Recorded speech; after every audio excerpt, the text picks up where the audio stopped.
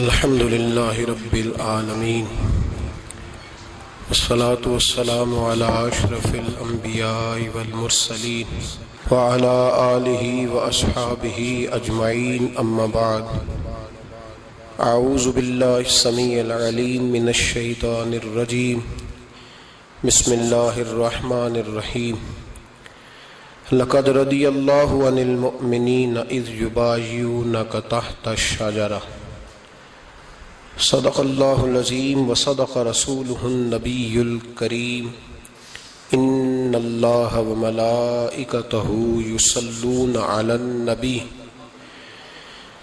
يا أيها الذين آمنوا صلوا عليه وسلموا تسليما اللهم صل على سيدنا ومولانا محمد معدن الجود والكرم وآلہ وصحبہ وبارک وسلم۔ حمد الصلاۃ کے بعد امیر المومنین خلیفۃ المسلمین داماد مصطفیٰ صلی اللہ علیہ وسلم حضرت سیدنا عثمان غنی رضی اللہ تعالی عنہ کی حیات مبارکہ کے حوالے سے چند باتیں آج گفتگو کا عنوان ہے۔ نبی کریم صلی اللہ تعالی علیہ وسلم نے حدیبیہ کے موقع پر 9 ہجری میں عمرے کا ارادہ فرمایا تھا،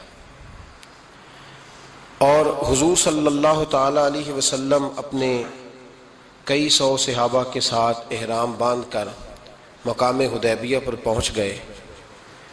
سفیر اس کو بنایا جاتا تھا جو بڑا سمجھدار اور زیرک آدمی ہوتا تھا۔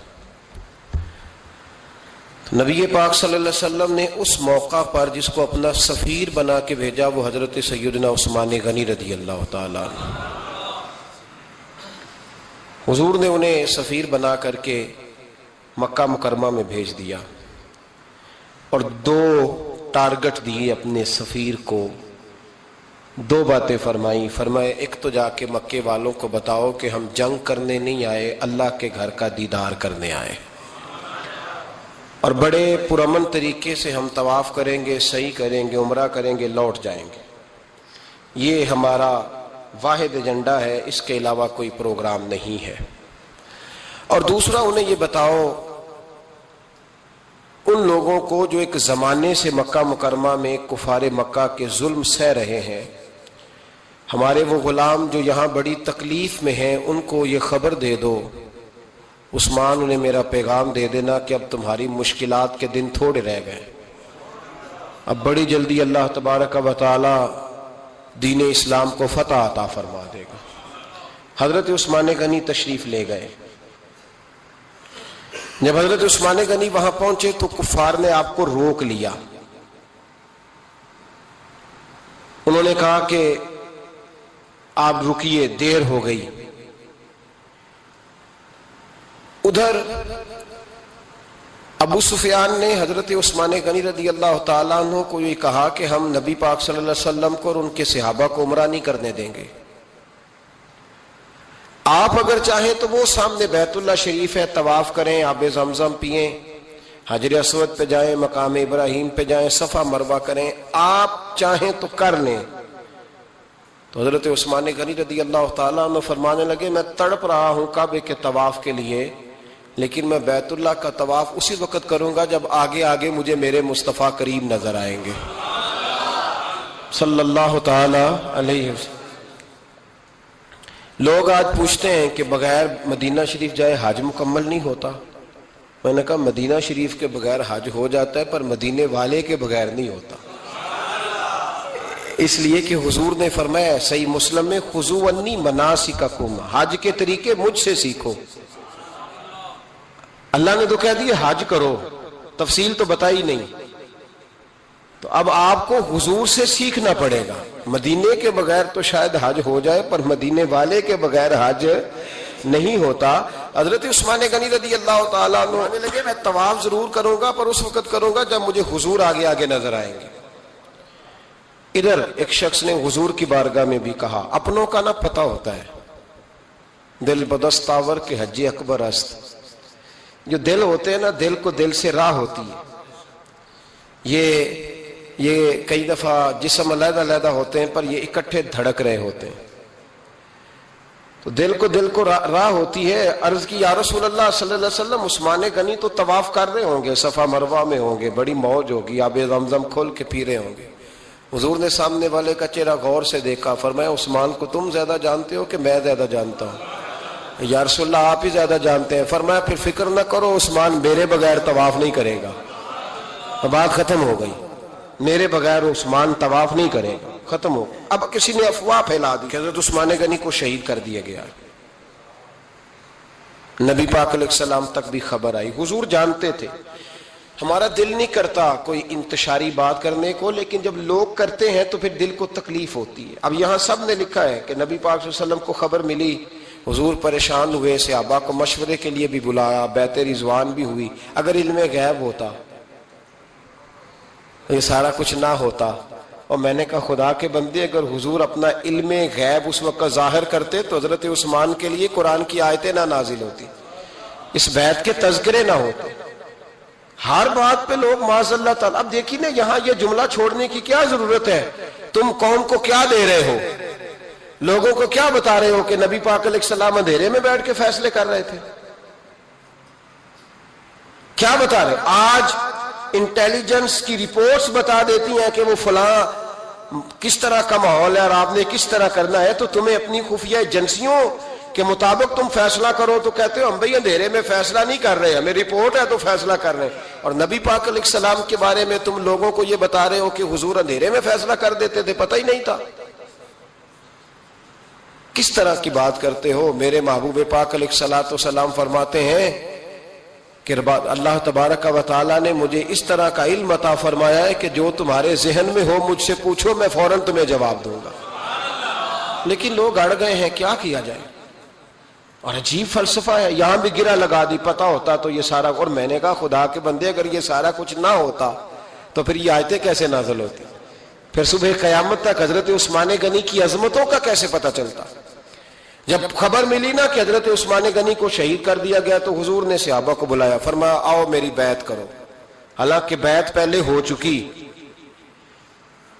آؤ دوبارہ بیعت کرو. یا رسول اللہ کس چیز کی بیعت کرنی ہے؟ تو نبی پاک نے فرمایا میرے ہاتھ پہ بیعت کرو کہ ہم عثمان غنی کے خون کا بدلہ لیے بغیر یہاں سے جائیں گے نہیں. ہم عثمان کے خون کا بدلہ لیے بغیر یہاں سے جائیں گے. اور حوالہ کسی نے دیکھنا ہو علامہ اسماعیل حقی کا تو میں دکھاؤں گا, جس شخص نے دوڑ کر سب سے پہلے نبی پاک کی بیعت کی وہ مولا علی شیر خدا تھے. کہ یا رسول اللہ جانا ہی نہیں عثمان کا خون کا بدلہ لیے بغیر. سب سے پہلے شیر خدا آگے بڑھے. آج لوگ انہی لوگوں میں اختلاف دکھانے کی کوشش کرتے ہیں, صحیح لا حاصل کرتے ہیں. سب سے پہلے دوڑ کر حضرت شیر خدا آگے بڑھے, کا حضور میں بیعت کرتا ہوں. نبی پاک نے صحابہ کے ہاتھوں میں بیعت ہو رہی ہے. یہ وہ والا واقعہ نہیں جو اس چوک میں پیش آیا تھا, یہ وہ والا واقعہ نہیں جو میرے ساتھ ہوا تھا تو میں آپ کو سنا رہا ہوں. یہ وہ والا واقعہ ہے جو رب کو اتنا پسند آیا کہ اللہ نے قرآن پاک میں بیان فرما دیا ہے. اس کی اہمیت کا اندازہ لگائے کہ رب کریم کو اتنا محبوب ہے یہ انداز کہ قرآن میں بیان کیا. ایک درخت تھا, کانٹوں والا درخت, اس کو شارحین نے لکھا ہے. کچھ لوگ کہتے ہیں بیری کا درخت تھا. نبی پاک درخت کے نیچے بیٹھ گئے, فرمایا بیعت کرو سارے. کن کے لیے بیعت ہو رہی؟ حضرت عثمان غنی کے لیے. ایک بیعت دین کے لیے ہوئی, قرآن کے لیے ہوئی, حدیث کے لیے ہوئی, اللہ کی توحید کے لیے. اور آج نئے سرے سے بیعت ہو رہی ہے, کس کے لیے؟ بول کے بتائیے. حضرت سیدنا عثمان غنی رضی اللہ تعالیٰ عنہ, اس شخص کی عظمت کا کوئی اندازہ کر سکتا ہے جن کے لیے نبی پاک نے خاص کر کے تخصیص کر کے ایز اے اسپیشل بیعت لی. اور صحابہ نے جب بیعت کی تو اللہ کو اتنی پسند آئی کہ قرآن مجید کی سورہ فتح کی آیت نمبر 18 میں بیان کیا. فرمایا لقد رضی اللہ عن المؤمنین اذ یبایعونک تحت الشجرہ. فرمایا محبوب تحقیق اللہ ان مومنوں سے راضی ہے جو درخت کے نیچے آپ کی بیعت کر رہے تھے. تحقیق اللہ ان سے راضی ہوا, ان ایمان والوں سے جو درخت کے نیچے آپ کی بیعت کر رہے تھے. درخت کے نیچے, تحت الشجرہ. قرآن مجید کے الفاظ اگر آپ غور کریں گے تو آپ کو حضرت عثمان غنی کی عظمت کا پتہ چلے گا, اور اس واقعے کی حساسیت کی آپ کو سمجھ آئے گی کہ بیعتیں تو مسجد میں بھی ہوئی, لیکن نام لے کے نہیں کہا محبوب جنہوں نے مسجد میں بیعت کی. نام لے کے نہیں کہا، حالانکہ وہ بیعتیں بھی اللہ کو بڑی محبوب ہے. بیعتیں تو میرے بھائی نبی پاک نے بیت اللہ شریف کے پاس بھی کی، مسجد نبوی میں بھی کی، لیکن یہاں نام لے کر کوئی بھول نہ جائے. کسی نے کہہ دینا تھا کوئی اور بیعت تھی جی، لوگ شرح کر رہے ہیں نا مرضی، وہ تو کسی اور کی بیعت. نام لے کے کہا محبوب تحت شجرہ، وہ جو درخت کے نیچے بیعت ہوئی، وہ جو بیعت درخت کے نیچے ہوئی، اور جنہوں نے بیعت کی لقد رضی اللہ عن المومنین، تحقیق اللہ ان مومنوں سے راضی ہو گیا. اللہ ان مومنوں سے. صحیح بخاری صحیح مسلم میں صحابہ نے پوچھا یا رسول اللہ اللہ کس طرح راضی ہوا ہے؟ فرمایا آج جس نے میرے ہاتھ پہ بیعت کی ہے رب کریم نے وعدہ کر لیا ہے سب کو جنت عطا فرمائے گا. جنتی ہو گئے سارے. حضرت عثمان غنی رضی اللہ تعالیٰ عنہ کی یہ عظمت، یہ شان قرآن پاک نے بیان کر دی کہ حضرت عثمان کے نام پر صحابہ جمع ہوئے. اللہ تبارک و تعالیٰ نے اس واقعے کا ذکر قرآن مجید میں فرما دیا. میرے عزیز دوستو، حضرت عثمان غنی کو اللہ نے بڑی شان عطا فرمائی، بڑا مرتبہ دیا. بڑے حسین و جمیل، بڑے خوبصورت آدمی تھے. دیکھو نا کیا شان ہے حضرت عثمان ذی النورین.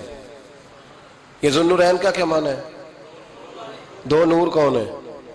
حضور کی دو صاحبزادیاں. اعلیٰ حضرت فرماتے ہیں نور کی سرکار سے پایا دوشالہ نور کا، نور کی سرکار سے پایا دوشالہ نور کا، ہو مبارک تجھ کو ذو النورین جوڑا نور کا. دو نوروں والے حضرت عثمان غنی. ایک بیٹی کا نکاح کیا، وہ وصال کر گئی تو محبوب نے دوسری بیٹی کا بھی نکاح کر دی. یہ جو بیچارے پراپوگنڈے والے ہوتے ہیں نا، یہ پہلے دن سے صرف پراپوگنڈے میں ہی ہے.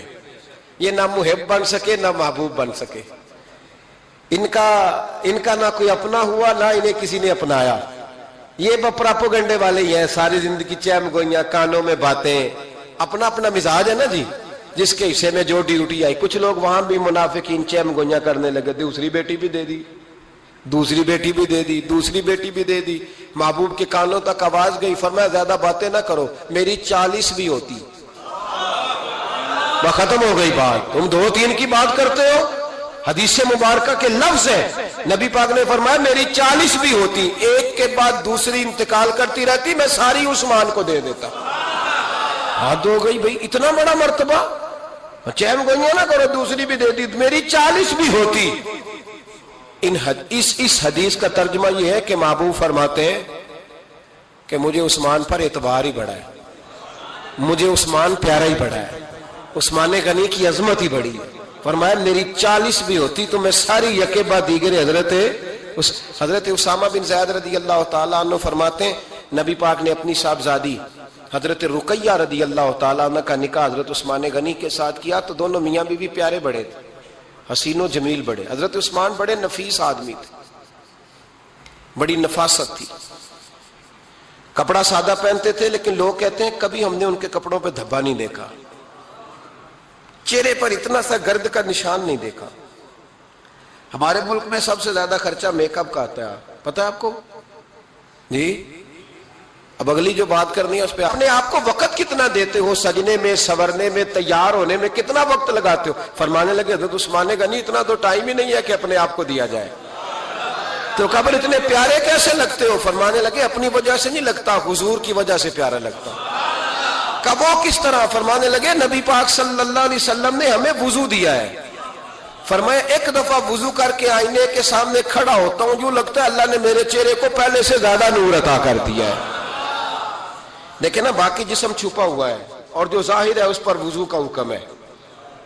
ہاتھ ظاہر ہے تو وضو کر لو، پیر پردے سے باہر ہے تو ان کو دھو لو وضو میں، چہرہ پردے سے کپڑوں سے باہر ہے تو اس کو وضو میں.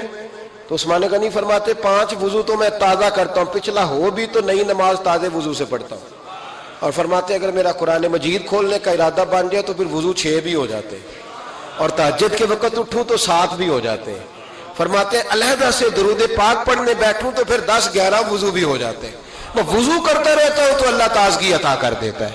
حضرت اسامہ بن زید حضور کے غلام زادے ہیں، فرماتے میں چھوٹا سا تھا تو نبی پاک کے گھر میں گوشت پکا تو سرکار کو 4 بیٹیوں سے بڑا پیار تھا. حضرت فاطمہ سے زیادہ ہے لیکن 4 بیٹیوں سے بڑی محبت تھی.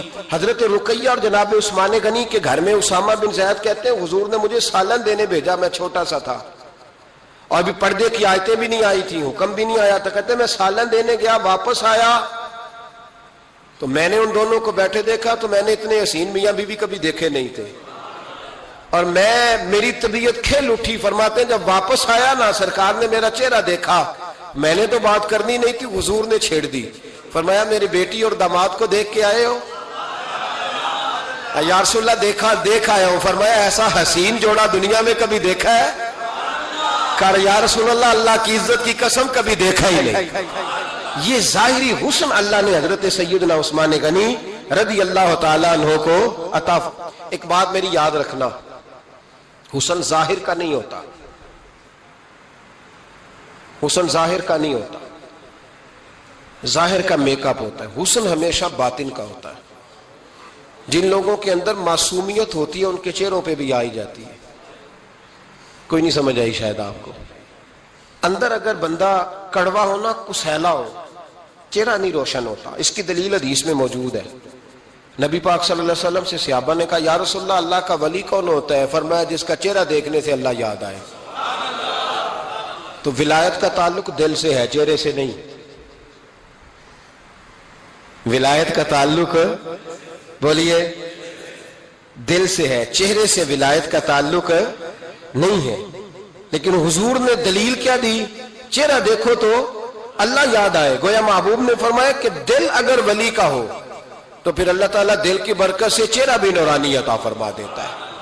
چہرہ بھی نورانی. بہت سارے میں نے ایسے بزرگوں کو دیکھا جن کے رنگ گورے نہیں تھے پر نورانی تھے. ہمارے علامہ فیض احمد اویسی صاحب رحمۃ اللہ علیہ, میرے استاد گرامی, کا رنگ گورا نہیں تھا, لیکن جو بابا جی کو دیکھتا تھا فدا ہی ہو جاتا تھا. رنگ گورا نہیں تھا, گندمی تھا, لیکن کیا بات تھی چہرے کی معصومیت کی. تو یاد رکھیں حضرت عثمان غنی کے باطن میں جو حسن تھا, جو وقار تھا, وہ چہرے سے چھلکتا تھا. چند خوبیاں بڑی زیادہ تھی حضرت عثمان غنی میں, بہت زیادہ تھی چند خوبیاں. ایک بہت بڑی خوبی حضرت عثمان غنی کی جس کو نبی پاک نے بڑا چاہا, وہ تھا حضرت عثمان غنی کا سخی ہونا. مالا والے سخی نہیں ہوندے, مالا والے سخی ان کے پاس تو پیسہ وافر ہوتا ہے, کسی وقت 10,000 کا تعاون کاری دیتے ہیں کسی کے ساتھ. وہ سخی نہیں ہوتے بھائی. کسی ایک بندہ 1.5 کروڑ کی اسامی ہے تو کسی کو 20,000 کا تعاون کر دے, سخاوت تھوڑی ہے. کروڑوں روپیہ اس کے پاس پڑا ہوا ہے. مالا والے سخی, یہ میاں صاحب نے کہا, مالا والے سخی نہیں ہوندے. سخیاں کل مال نہیں ہوندا, سخیاں کل مال ہے, اس لیے کہ جمع کریں گے تو رہے گا نا. وہ سخی جمع کرتا ہی نہیں. مالا والے سخی نہیں ہوندے, سخیاں کل مال نہیں ہوندا. ایتھے اوتھے دوویں جہان نہیں, سخی کنگال نہیں ہوندا. حضرت عثمان غنی رضی اللہ تعالیٰ عنہ فرماتے ہیں کہ جس دن حضور نے تبوک کے لیے جیش اسرا کی اعلان کیا نا, تو حضرت عثمان غنی فرماتے ہیں کہ حضرت ابو بکر صدیق تو سارا مال لے آئے تھے, جناب عمر آدھا لے آئے تھے, مولا علی شیر خدا نے جی کھول کے دیا تھا, لیکن 800 گھوڑے بما پالان کی ضرورت تھی. یعنی 800 فوجیوں کا خرچہ, اپنے لفظوں میں بات کر رہا ہوں. فوجی کا خرچہ کیا ہوتا تھا کہ فوجی کا گھوڑا بھی چاہیے, گھوڑے کے ساتھ کجاوا بھی چاہیے, تلوار بھی چاہیے, نیزہ بھی چاہیے, تیر بھی چاہیے, لوہے کی جیکٹ بھی چاہیے. حضرت عثمان غنی کہتے ہیں نبی پاک نے اعلان کرنا شروع کیا. ایک دفعہ اعلان کیا تو میں نے کہا حضور 200 فوجی کا خرچہ میرا. تو نبی پاک نے دوسری دفعہ اعلان کیا تو کوئی اٹھا ہی نہیں. جنہوں نے دینا تھا وہ تو سارا کچھ پہلے ہی دے چکے تھے, کوئی اٹھا نہیں. کہتے مجھے بڑا عجیب لگا کہ میرے مصطفیٰ اعلان کریں. حضرت عثمان غنی فرماتے ہیں, شاہ ولی اللہ صاحب نے ازالت الخفا میں لکھا ہے کہ یوں پکڑ کے کہتے ہیں میں نے اپنا نا گریبان پکڑ لیا, عثمان تیرے نبی کو اعلان کرنا پڑ رہا. کہتے 1000 فوجی کا خرچہ چاہیے تھا, 1000 کا. عثمان کہتے تیسری دفعہ حضور نے اعلان کیا تو کہا یا رسول اللہ 200 اور ڈال لے. سنو سخی کس کو کہتے ہیں. حضرت عثمان غنی رضی اللہ تعالیٰ عنہ فرماتے ہیں میرے پاس کل خرچہ میرے پاس 800 فوجیوں کا تھا, میں سارا کچھ بھی گھر سے لے آؤں تو 1000 میں پھر بھی پورا نہیں کر سکتا تھا. لیکن جب نبی پاک نے چوتھی دفعہ کہا نا کہ اٹھو بھائی ابھی خرچہ چاہیے, عثمان کہتے ہیں مجھے لگتا تھا میرے گریبان پھٹ جائے گا. یار میرے محبوب کو اعلان کرنا پڑ رہا ہے, عثمان غنی فرماتے میں اٹھ کے کھڑا ہوا، میں نے کہا حضور اب آپ نے اعلان نہیں کرنا، آپ 1000 ہی میرے کھاتے میں ڈال دیں، میں سب کا بندوبست کرا دوں گا۔ فرماتے میں نے 200 فوجی کا خرچہ پکڑ دکڑ کے پورا کیا۔ 200 کا خرچہ، غریب اصل میں اللہ سے تجارت نہیں کرتا اس لیے امیر نہیں ہوتا، غریب اللہ سے تجارت کرے نا، اللہ سے اس کے رستے میں 200 دے کے 70 گنا کی امید رکھے یہاں بھی وہاں بھی، پھر امیر ہو جائے۔ یہ تجارت نہیں کرتا، یہ کہتا ہے اللہ کے رستے میں امیر خرچ کریں گے، میری نہیں ڈیوٹی۔ حضرت عثمان غنی کہتے ہیں میرے پاس 800 کا بندوبست تھا، میں نے 1000 کا دیا۔ حضور تشریف لے گئے، فرماتے ہیں جہاد سے جب واپسی ہوئی نا، ایک ایسا سودا تھا جس میں سے مجھے نفع کی امید ہی نہیں تھی، پر اللہ نے مجھے 11 گنا نفع عطا فرمایا۔ مالا والے سخی نہیں ہوں، سخیاں کل مال۔ دیکھیں نا جنت البقیع، وہ والا قبرستان جس میں کوئی دفن ہو جائے تو نبی پاک کی سفارش کا حقدار ہو گیا، وہ والا قبرستان جس کا نام ہی جنت ہے۔ وہاں نا ایک یہودی اپنے جانور باندھا کرتا تھا، تو سرکار ایک دن اس طرف گئے تو واپس آئے، حضرت عثمان غنی قریب کھڑے تھے، نبی کریم صلی اللہ تعالی علیہ وسلم نے فرمایا عثمان اس جگہ کی طرف ذرا چکر لگانا، جگہ بڑی اچھی ہے۔ عثمان غنی گئے، جگہ خرید کے واپس آ گئے۔ حضور نے فرمایا ہوا ہے؟ عرض کی حضور خرید آیا ہوں۔ فرمایا میں نے تو چکر لگانے کا کہا تھا۔ کہا یا رسول اللہ آپ نے یہ بھی تو فرمایا تھا جگہ بڑی اچھی ہے، تو جس کو آپ نے اچھا کہہ دیا یہودی کے پاس تو نہیں نہ رہنی چاہیے، تو میں نے خرید دی۔ شرم نہیں آتی لوگوں کو۔ حضرت عثمان کے بارے میں بات کرتے ہیں، جس قبرستان میں سیدہ پاک بی بی صاحبہ حضرت فاطمہ الزہرا آرام کر رہی ہے، وہ زمین حضرت عثمان نے تحفہ دی ہے۔ حیا نہیں آتی بات کرتے؟ شرم نہیں آتی؟ یہ صدقہ سیدہ فاطمہ کا ہی ہے، انہی کے لیے اللہ نے تحفہ دیا، اور اس کے پیسے حضرت عثمان غنی نے ادا کیے۔ پھر اس قبرستان میں سیدہ پاک نے آرام کیا، پھر اسی قبرستان میں عثمان ابن مسعود نے آرام کیا، پھر اسی قبرستان میں حضرت حلیمہ سعدیہ لیٹی ہوئی ہے، اسی قبرستان کے اندر نبی پاک کی زوجہ سیدہ عائشہ آرام کرتی ہے، پھر اسی زمین پر میرے محبوب کے پیارے نواسے امام حسن آرام فرمائے۔ حضرت عثمان غنی رضی اللہ تعالیٰ عنہ کے بارے میں بات کرتے تیری زبان نہیں کانپتی؟ ان کو بات کرتا ہے جن کے تحفے اہل بیت نبوت نے قبول فرمائے اور وہاں آرام کرنا انہوں نے پسند کیا، اتنا بڑا جرت بند ہو گیا تو۔ حضرت سیدنا عثمان غنی رضی اللہ تعالیٰ عنہ سخاوت کی تو کمال کر دیا حضرت عثمان غنی، اور پھر ضرورت سے زیادہ پیسے دے کے وہ کنویں کی بات بڑی معروف ہے، میں نے بس اشارہ کرنا ہے، نبی پاک نے بھی اعلان کیا تو بڑا ہی اعلان کر دیا، فرمایا وہ میٹھے پانی کا کنواں ہے، قبضہ یہودی کا ہے، جو بندہ خرید کر وقف کرے گا نا اسے کیا ملے گا؟ تو حضور نے فرمایا میری جیب میں جنت کی ٹکٹ ہے، میں اسے جنت دے دینی۔ یہ ہے عرض جنت، یہ طیبہ کی زمین ہے، جنت بھی یہی، مال کے جنت بھی یہی ہے، جنت لے لے مجھ سے، لے لے۔ حضرت عثمان غنی گئے، اس کو کہا بھائی کنواں میرے ہاتھ بیچ دے۔ کنویں کی قیمت تھی 500-700 دینار، تو حضرت عثمان 500-600 دینار کل کنویں کی قیمت تھی۔ جناب عثمان غنی گئے، یہودی کو پتا تھا کہ یہ خریدنا چاہتے ہیں، فرمایا یار یہ کنواں بیچ دو۔ کہنے لگا نہیں بیچنا۔ فرمایا قیمت منہ مانگی، کہنے لگا قیمت میری مرضی کی۔ کہا تمہاری مرضی کی، اپنی اپنی اوقات ہوتی ہے نا قیمت لگانے کی، تمہاری مرضی کی۔ کہنے لگا میری شرط ہے میں ایک دن کے لیے کنواں دوں گا، ایک دن میں ایک دن آپ۔ فرمایا یہ بھی منظور ہے۔ کتنے پیسے؟ اس نے کہا میں 3000 دینار لوں گا، 500-600 کا ہے۔ حضرت عثمان غنی فرمانے لگے تو نے اپنی اوقات کے مطابق 3000 مانگا ہے، میں 40,000 لے کے آیا تھا، اپنی اوقات کے مطابق مانگا، 40,000 دینار میری جیب میں۔ یہودی کہنے لگا عثمان تو تاجر ہے، اور عام تاجر نہیں، عالمی سطح کا تاجر ہے، لوگ تیری تجارت کی مثالیں عرب میں دیتے ہیں، پر 500-600 کا کنواں 40,000۔ فرمانے لگے مسئلہ کنویں کا نہیں، مسئلہ مصطفیٰ کے فرمان کا ہے، وہ جو حضور کا فرمان پورا کرنا ہے نا، اس کے لیے 40,000 تھوڑے ہیں، میرے پاس تھے ہی اتنے جو لے کے آیا ہوں۔ حضرت عثمان نے پیسے چکائے، اس نے کہا ایک دن پانی ملے گا۔ فرمایا منظور ہے۔ وہ ایک دن بیچا کرتا تھا پانی، حضرت عثمان نے اعلان کر دیا جو میرا دن ہے نا فری پیو، اپنے بھی پیو، بیگانے کا اعلان کوئی نہیں کرنا، میرا کوئی پروگرام نہیں۔ لیکن آپ مطلب ہلکا ہلکا ایسے ایسے دیکھیں گے، سوچیں گے، غور کریں گے، او بھائی پیسہ بھی بانٹنے سے چلو بولو تو صحیح نا، اس پر بھی آپ حامی تو بھرے نا، سچی بات کر تو لینی چاہیے نا۔ چلے عمر آپ 2 سال کے بعد کر لینا، 6 سال کے بعد کر لینا، پر ہاں نہ تو صحیح کرے نا، پیسہ بھی ہمیشہ بانٹنے سے۔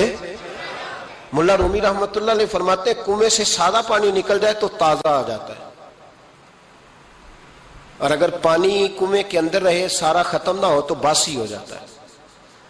اس لیے فرمایا کرتے تھے میں اس کنویں سے پانی پیتا ہوں جس پہ رش زیادہ ہوتا ہے، لیکن وہاں سے پانی ختم ہوتا ہے تو تازہ آتا رہتا ہے۔ فرماتے تو اللہ کے رستے میں سارا خرچ کر دے، اللہ تازے عطا کر دے گا اور پہلے سے زیادہ عطا کر دے گا۔ میرا آپ کا مسئلہ یہ ہے کہ تجارت بندوں کے ساتھ ہے، بندوں کے ساتھ جو تجارت ہے نا، بندے کنجوسی کر جاتے ہیں، بندے کا تو صحیح کام چل جائے تو پارٹنر کو فارغ کر دیتا ہے تو فارغ ہے، اور اگر کبھی کسی کی دکان میں کوئی کرایہ دار اچھا اس کی دکان چل جائے تو مالک کہتا ہے تو جا، اب دکان میں نے خود کھولنی ہے، وہ فارغ کر دیتا ہے۔ بندوں کا تو مزاج ہے۔ اور اللہ تبارک و تعالیٰ سے جب تجارت ہوتی ہے نا، میں نے ایسے لوگ دیکھے جن کے گھروں میں لاکھوں روپیہ ماہانہ آتا ہے، غربت نہیں جاتی۔ ان کو سوچنا چاہیے کہ کثرت والا پیسہ آیا ہے پر برکت والا نہیں آیا۔ حضرت عثمان غنی رضی اللہ تعالیٰ عنہ فرماتے ہیں کہ میں نے پہلے بھی میں بڑا تاجر تھا، لیکن جب سے مصطفیٰ کے نام پر خرچ کرنا شروع کیا، پھر کہاں سے آیا کب، اور بڑی سیانی بات فرماتے ہیں۔ آپ فرماتے ہیں میں کلمہ پڑھنے سے پہلے تجارت کو وقت زیادہ دیتا تھا، اور مسلمان ہونے کے بعد میں نے تجارت کو ٹائم تھوڑا دیا، پر اللہ نے روزی مجھے زیادہ عطا فرمائی۔ اس لیے برکت پر ہماری توجہ نہیں رہی، غیبی خزانوں پر خیال ہم نے چھوڑ دیا ہے۔ غیبی خزانوں سے جو چیز ملتی ہے وہ زیادہ ملتی ہے، جو مادی ذرائع سے ملتی ہے وہ چیز کم ہوتی ہے۔ حضرت عثمان غنی پر الزام لگا جب آپ کا دور حکومت تھا، یہ یاد رکھیں کہ سب سے زیادہ الزامات حضرت عثمان غنی پہ لگائے گئے۔ جن بندوں کے قد کاٹ زیادہ ہوتے ہیں ان کے خلاف پراپوگنڈے بھی لمبے چوڑے ہی ہوتے ہیں۔ بڑی بات یاد رکھنا، کہا گیا کہ حضرت عثمان لوگوں کو نوازتے بڑا ہے، بڑا دیتے ہیں حضرت عثمان غنی۔ تو حضرت عثمان غنی فرمایا کرتے تھے حکمران تو میں آج بنا ہوں تو میں تو پہلے بھی بڑا دیتا تھا، وہ کس خزانے سے دیتا تھا؟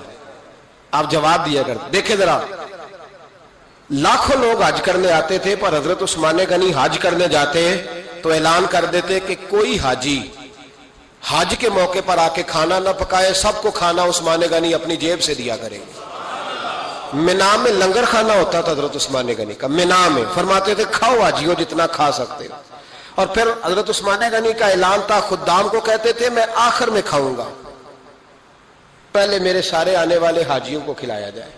ایک مجھ سے ایک دوست نے سوال پوچھا 4-5 دن ہو گئے، کچھ سوال ایسے ہوتے ہیں جو بندے کو چوراہے پہ لا کے کھڑا کر دیتے ہیں، زندگی میں نہ بھولنے والے سوالات ہوتے ہیں۔ ایک شخص نے سوال پوچھا، کہنے لگا اوکاڑے دینی اور مذہبی گھرانہ ہے، اوکاڑے سے تعلق ہے، میرے ساتھ محبت کا رشتہ ہے، کہنے لگے بیٹی کی شادی کر دی ہے راولپنڈی میں، آپ کی بھی بیٹیاں ہیں میری بھی بیٹی ہے، بیٹی کی شادی کر دی ہے راولپنڈی میں، اب بچی چند دن رہنے آئی ہے، پوچھنا یہ ہے کہ نماز پوری پڑے گی کہ قصر پڑے گی؟ تو میرا تو اس نے کام کر دیا، حد ہو گئی، رو رو کے برا حال۔ میں نے کہا یار تو بند کر دے فون، رات کو بتاؤں گا۔ کیا پوچھ لیا یار تو نے؟ بیٹی مسافر نہیں ہوتی، بیٹی تو مہرانی ہوتی ہے باپ کے گھر کی، وہ بیٹی مطلب کیسے بتاؤں کہ دل کرتا ہے کہ بیٹی وہ صرف ہنسے، وہ روئے کبھی نہ، یہ دعا ہوتی ہے۔ تو نے اتنا بڑا سوال کیوں کیا؟ بہرحال علماء کو کچھ چیزوں کے جواب دینے پڑتے ہیں۔ میں نے کہا میں رات کو بتاؤں گا۔ رات کو پھر فون آیا کہ آپ وہ بڑی جلدی جواب دینے کے عادی ہیں تو دیر کیوں کر دی؟ تو میں نے کہا یار جواب تو میرے پاس تھا لیکن ہمت نہیں تھی ابھی۔ تو میں نے کہا کہ اگر تو بیٹی آئی ہے والد کے گھر میں اور ابا جی کا پروگرام ہے اسے جائیداد میں سے حصہ دینے کا، تو پھر تو بیٹی نماز پوری پڑے گی، لیکن اگر ابا جی نے علیحدہ کر کے انگوٹھا لگوانا ہے تو پھر بیٹی مسافر ہے۔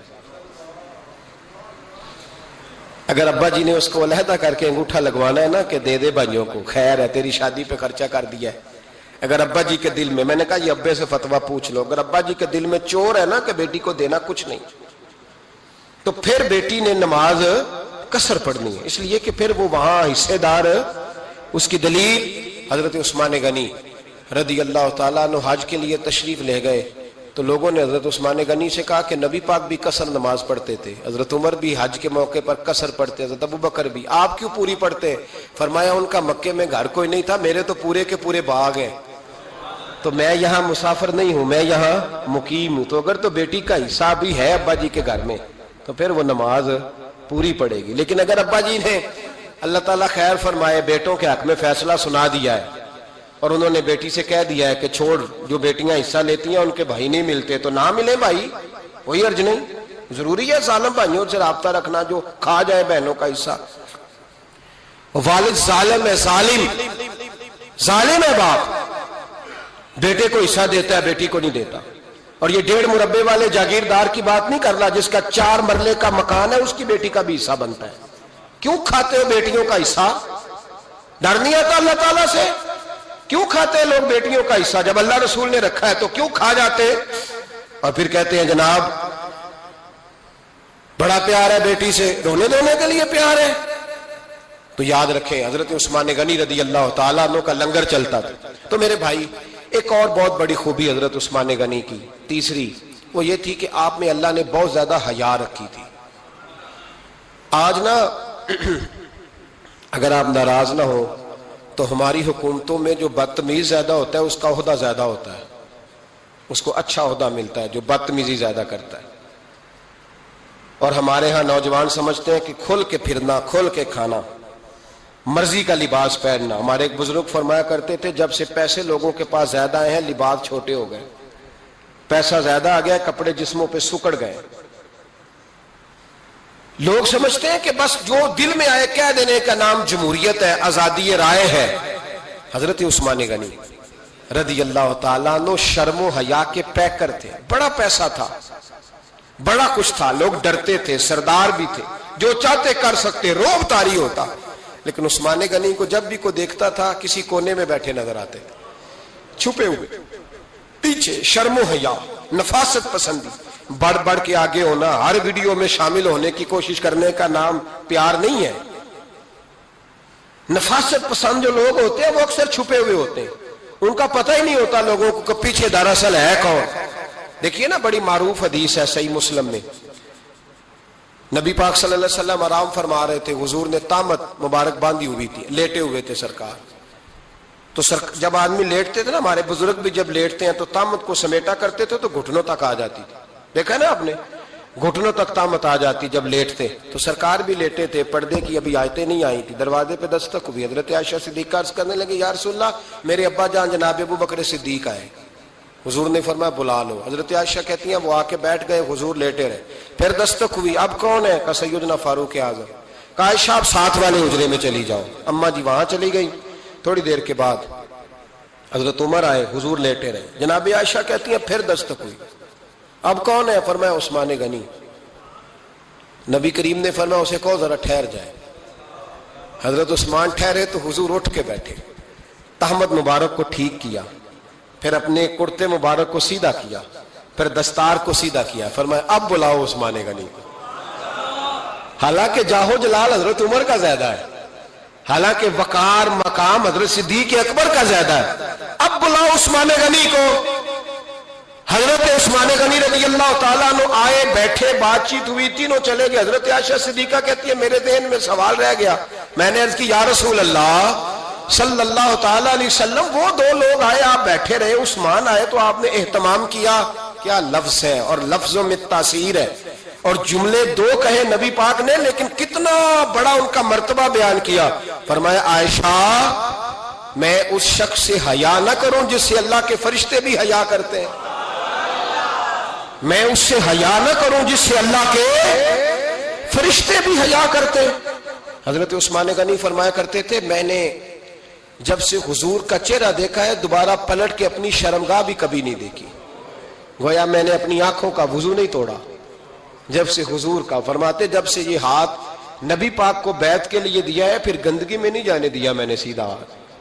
حضرت عثمان غنی فرمایا کرتے تھے میں اپنے گھر کے اندر اپنے غسل خانے میں 4 دیواری کے اندر بھی کپڑوں سمیت غسل کرتا ہوں، مجھے حیات یہ غسل خانے میں بھی کپڑے. اور سنو ایک اور بڑی بات اہم، آپ فرمایا کرتے تھے میری جو محرم عورتیں ہیں نا، محرم پھپھی خالہ، میری جو محرم عورتیں ہیں، فرمایا کرتے تھے میں نے کبھی ان کے بھی چہرے آنکھ بھر کے نہیں دیکھے، ان کے بھی چہرے کبھی میں نے آنکھ بھر کے نہیں دیکھے. جو میری محرم عورتیں ہیں پھپھی خالہ، فرماتے تھے ان سے بھی جب بات کرتا ہوں تو میں چہرہ جھکا کے. ہمارے ہاں تو کزن ایک دوسرے سے سلام لیتے ہیں، لڑکیاں لڑکے کزن ایک دوسرے سے سلام لیتے ہیں. بچیاں آیا کرتی تھی تو میری کبھی کبھی مجھے بتایا جاتا تھا، میں نے ایک پابندی لگا دی، بچیاں جب مدرسے میں آتی تھی کہ جو دور سے بچی آئے اس کو جس آدمی کا نام لکھا ہو بتایا جائے وہی لینے آئے. ایک دن مجھے اطلاع دی گئی کہ آپ تھوڑی دیر آئیں. میں گھر گیا تو مجھے بتلایا گیا کہ ایک بچی ہے تو اس کو جو پہلے لینے آتا تھا وہ نہیں آیا، کوئی اور آیا.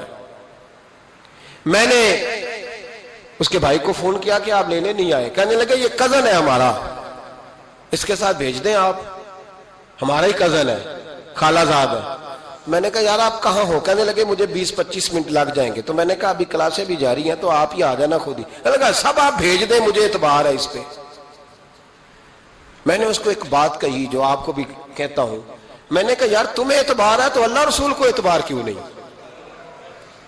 انہوں نے کیوں غیر محرم بنایا؟ عجیب تماشا ہے. مجھے پھپھی ذات پہ، خالہ ذات پہ، ماموں ذات پر اعتبار ہے، نبی پاک کو کیوں نہیں؟ آپ کو زیادہ پیار ہے لوگوں سے یا نبی پاک کو امت سے زیادہ پیار ہے؟ کیا مطلب تماشا ہے؟ کیا مزاج بنا لیا میں نے اور آپ؟ نبی پاک نے ایک شخص پر اعتبار نہیں کیا، پر میں اس سے پردہ کرو. آپ نے اور میں نے کیسے کر لیا؟ نبی پاک نے خالہ ذات، پھپھی ذات، دیور پر، جیٹ پر، سالے پر، بہنوئی پر اعتبار نہیں کیا، پابندی لگا دی. تو نے کیسے کیا؟ تیرے دل میں زیادہ درد ہے، تو زیادہ دین کو سمجھنے لگا ہے، انسانیت زیادہ اچھل آئی ہے تیرے اندر. اعتبار کیا ہوتا؟ یاد رکھنا دنیا میں جتنے گھر تباہ ہوئے ان لوگوں کی وجہ سے نہیں ہوئے جن پر اعتبار نہیں تھا، ان کی وجہ سے ہوئے جن پر اعتبار تھا. گھر کا بیٹی لنکا ڈھائے، باہر والے آ کے کبھی بھی گھر میں کوئی نقب زنی نہیں کرتے، جب بھی کرتے اعتبار والے کرتے. میرے رسول پاک علیہ الصلوۃ والسلام کی وہ ازواج جن پر اللہ کو اتنا اعتبار ہے کہ رب کہتا ہے میرے محبوب کی بیویوں تمہاری جیسی دنیا میں دوسری ہے ہی کوئی نہیں. اللہ کو اتنا اعتبار ہے.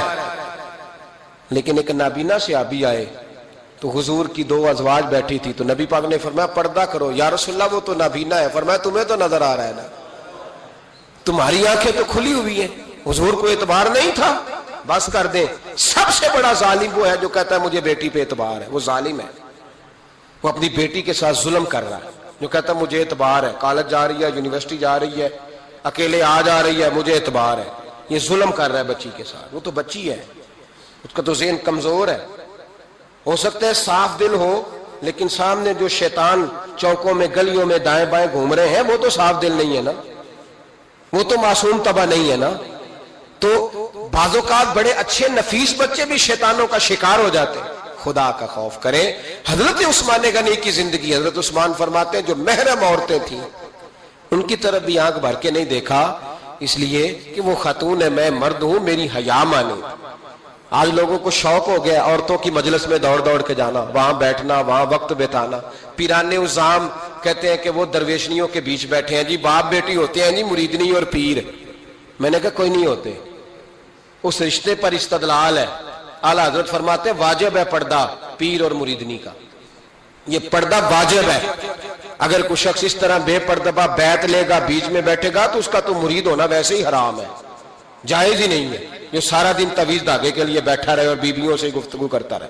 خدا را حضرت عثمان غنی رضی اللہ تعالیٰ عنہ کی زندگی میں جو باتیں ہمیں بہت زیادہ ملتی ہیں ان میں نفاست ہے، آپ کی حیا ہے، سخاوت ہے. ایک بات اور سن لیں، بڑا ستایا گیا حضرت عثمان غنی کو، پراپوگنڈے کیے گئے، آپ کے خلاف مہم چلی. عبداللہ ابن سبا نے بڑی مہم جوئی کی آپ کے خلاف.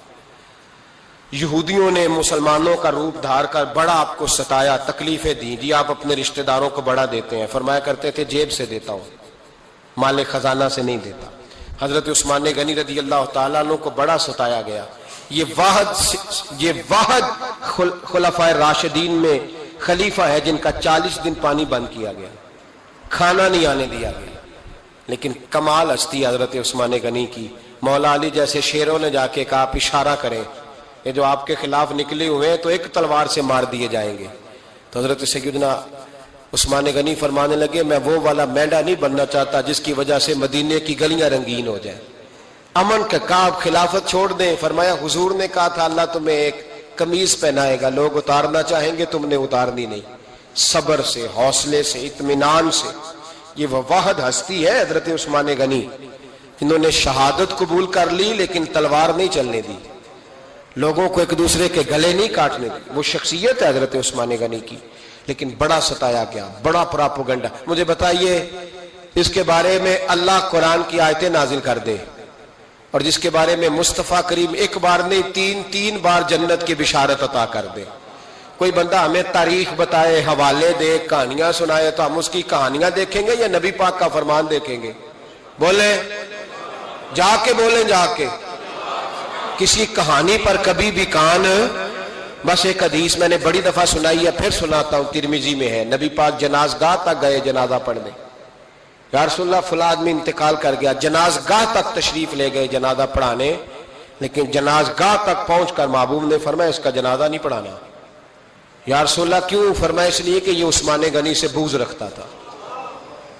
تو حضور تو اس کا جنازہ نہیں پڑھتے. خبردار کسی داستان پہ کان نہ دھریں. عقلیں دوڑاتے پھرتے ہیں لوگ، ایسے ہوا تھا تو ویسے ہوا تھا تو اس نے کہا تھا تو اس نے کہا تھا. ہمیں اس کی اس کی نہیں خبر، ہمیں تو مصطفیٰ کا پتہ ہے. جو حضور نے جن کی شان بیان کر دی ان کی شان پر ہم کسی تاریخ کا حوالہ مزید ضرورت محسوس ہے. بس اپنی طبیعت میں سادگی اور صفائی پیدا کریں، سخاوت پیدا کریں، حیا پیدا کریں. یہ حسن ہے. اس حسن کو حضرت عثمان غنی نے تقسیم کیا ہے. اللہ سمجھنے کی توفیق عطا فرمائے. آخر دعوانا بچھڑ گیا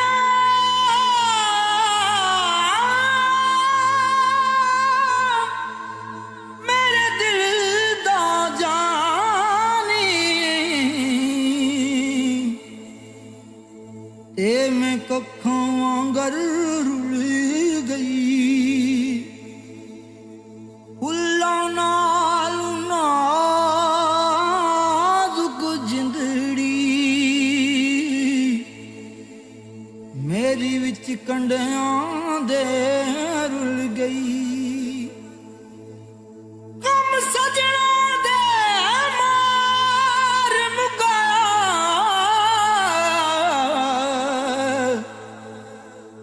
تے میں اتھروں بن کے ڈل گئی. ایک مایا تیری یاد نہ بھلدی باقی ہر شے جگ دی